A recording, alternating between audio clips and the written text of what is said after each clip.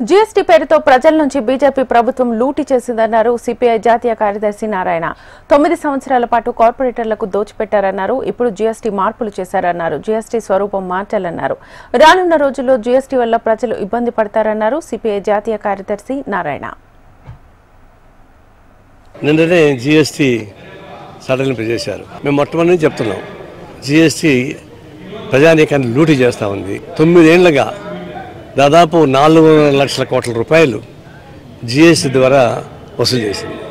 ఆ డబ్బులంతా పేదవాళ్ళదే, corporate companies నుంచి చేయలే. కార్పొరేట్ కంపెనీస్కి వాళ్ళకేమో తగ్గించింది ట్యాక్స్ 33% నుంచి 22%.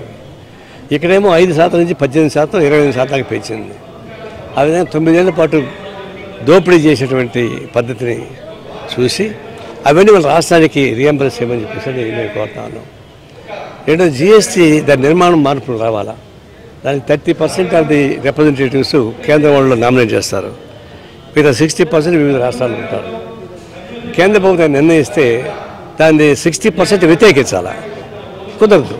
కాబట్టి కేంద్ర ప్రభుత్వం ఏ నిర్ణయం చేస్తే ఆ నిర్ణయాన్ని అమలు చేసేటువంటి పైకి వస్తూ ఉంది. జీఎస్టీ దాన్ని స్వరూపమే మార్చాలి. ఒక డెమోక్రటిక్ పద్ధతిలో మార్చకుండా పోతే రాబోయే రోజుల్లో జీఎస్టీ వల్ల దోపిడీ పెరుగుతుంది, కేంద్ర ప్రభుత్వం పెత్తనం పెరుగుతుంది.